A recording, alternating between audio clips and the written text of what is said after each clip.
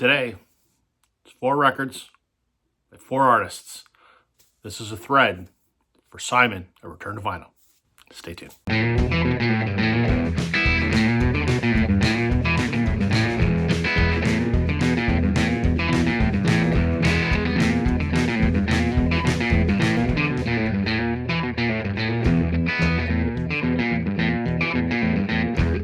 Hey everybody, welcome to Northern Revolutions. I'm Rob. Welcome back if you're returning. Welcome if you're new. Quick thread response today. I thought this was actually kind of interesting. Simon over in England, Return to Vinyl. I'll leave a link to his video in the description. Started a thread a couple weeks ago, which called 4x4, where he wants to take 4 of our favorite artists and show 4 of their albums. Lots of folks have done it. I saw Jack from the Vinyl Martini did it. I think my buddy Richard at Richard's Vinyl Tap House. Music's a Journey. A bunch of folks have done it. And I thought, you know what? I want to do it too, but I'm not going to do 4 of my favorite artists because, let's be honest, you guys are sick of me talking about the Beatles, the band, Blue Rodeo, Oasis, U2. So I'm not going to do those. But I'm the type of music listener where if I like someone, I tend to own a lot of their discography, not necessarily all of it. So there are many, many artists that I have 4 albums or more of. So I picked 4 today that I really like a lot, obviously. And they're ones that I probably haven't shown many of their records. So nothing fancy, nothing complicated, just maybe showing some records I haven't shown before. Okay, first up is an artist that I'm on a big listening kick with right now. And I mentioned one half of this duo in my live stream just this past Wednesday when we were talking about wankers, because this guy is a wanker. But I'm on a massive Delaney and Bonnie Bramlett kick recently. Why? Good question. I think because of the live stream and because my pal Chris, the Vinyl Man, he just picked up this album because I had talked about it and he's loving it. So I started listening to their whole discography again and just remember how much I freaking love these guys. They put out 4 studio albums and a live album. I'm missing one of the studio albums. It's called Motel Shot. I don't have that one, but I got everything else. Husband and wife for a few years until they divorced. Delaney, not a very nice dude by all accounts, but they made great music together. This is their first album, which is called Home, which came out in 1969 on Stax. This is the Kraft Recordings reissue. I don't know the backstory, but suffice it to say, Delaney and Bonnie had a lot of famous friends. Because they're on Stax, they had the Stax in-house artists, which is basically Booker T's band. So you've got guys on here like Duck Dunn, Leon Russell plays on this. They were great friends with Duane Allman. They became great friends with Eric Clapton because of the Duane Allman connection, I guess. They sort of make, I like to call it sort of soul southern rock, I guess. Duane Allman, Eric Clapton, Derek and the Dominoes all sort of came after this, right? So it's just sort of homegrown, soulful rock. I love it.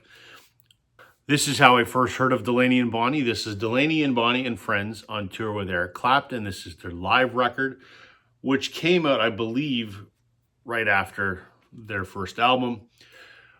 This is a couple shows they did in England. It was on a tour that they did in England. Duane Allman's on here, Eric Clapton, George Harrison. Who else is on here? Dave Mason, Bobby Whitlock, Rita Coolidge. Just awesome.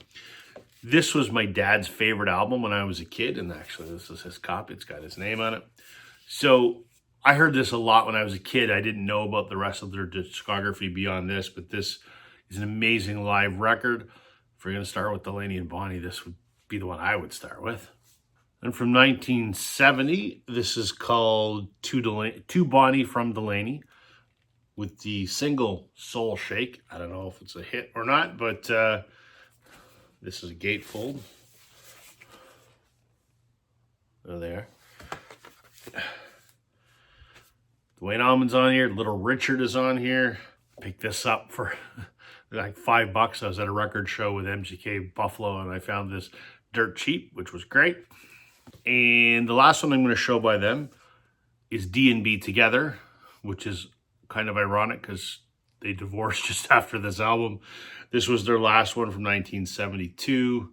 It's the same kind of stuff, and a bunch of crazy famous people make up their band. So these guys are just, I don't know how they ended up being in the right place at the right time and knowing the right people, but I have three of their 4 albums and the live record, and they're all incredible. The next artist I'm going to show 4 records from is Levon Helm from the band.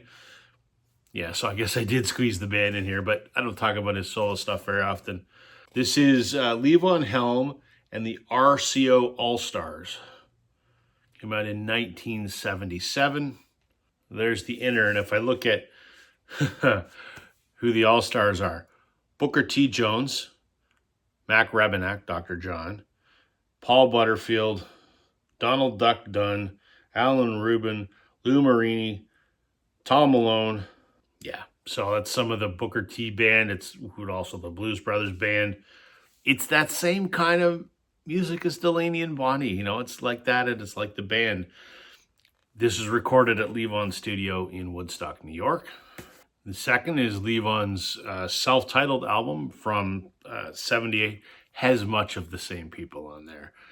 Kind of sounds like the same kind of stuff. Levon and his cool Arkansas drawl. Love his singing voice. Fantastic drummer. So this is exactly what you would expect. If you know what the band sounds like, this Levon Helm.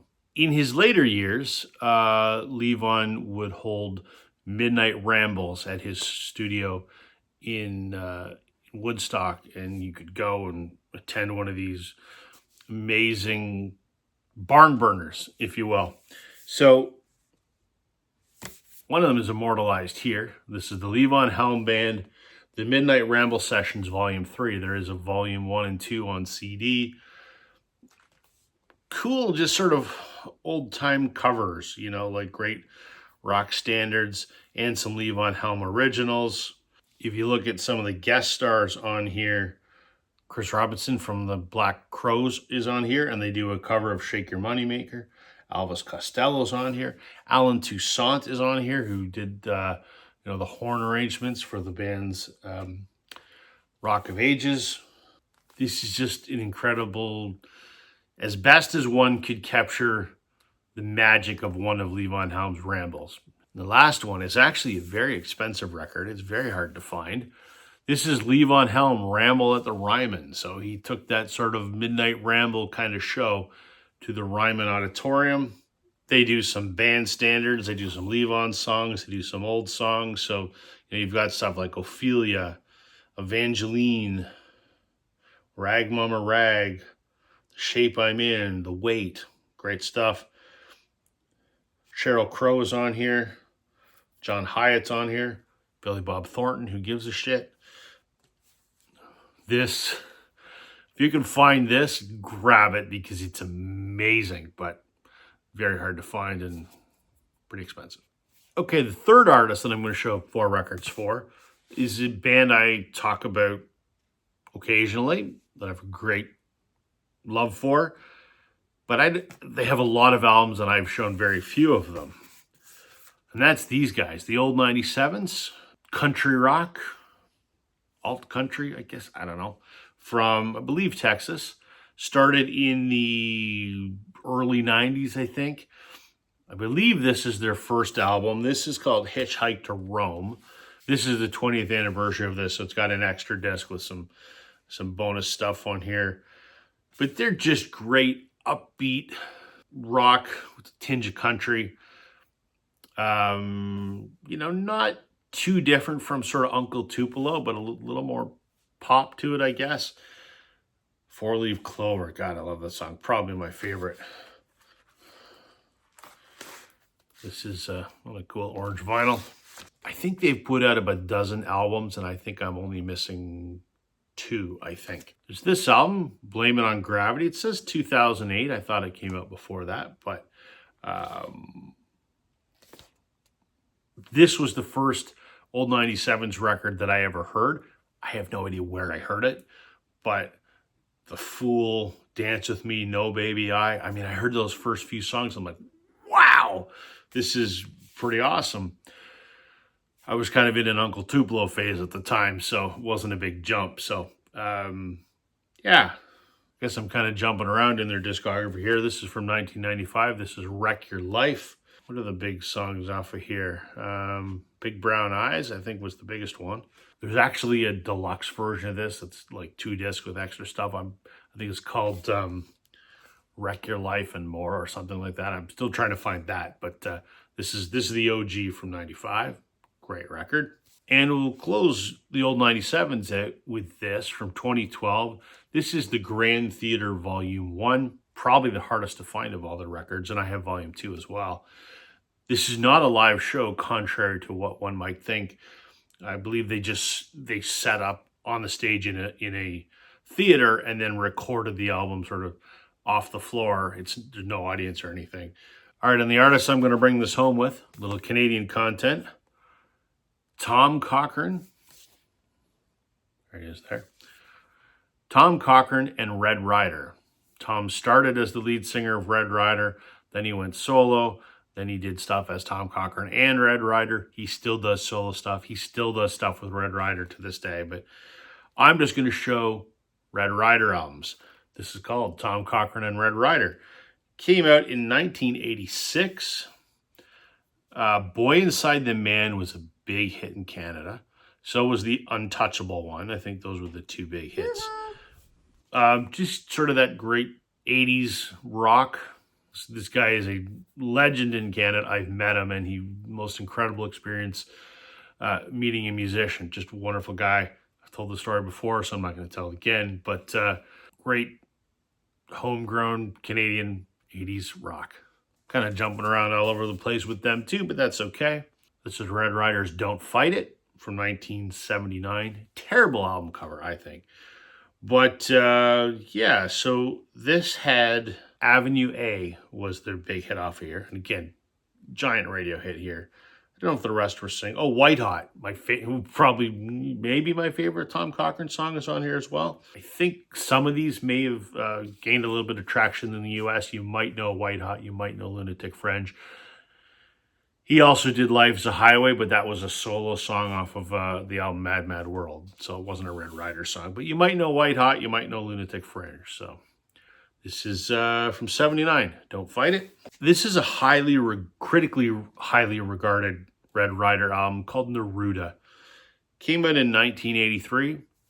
I'm not a fan of this. I thought it was a little too abstract, a little too artsy for my taste.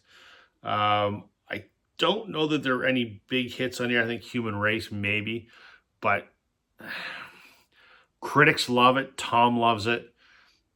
I'm not a fan, but generally everyone goes, ooh, Neruda, great Red Rider record. Yeah, it's kind of a snooze for me personally. And I close it out with the album that I think is the worst album cover in the history of album covers, As Far as Siam. As Far as Siam, as in the, from Southeast Asia. This came out in 1981. Horrible album cover. Great record. Lunatic Fringe. Cowboys in Hong Kong. Those are the 2 big ones. Great, great rock record, but horrible album cover. If you're gonna, if you want to try some Red Rider, I would probably start with As Far as Siam. There you go, Simon. 4 artists, 4 albums each.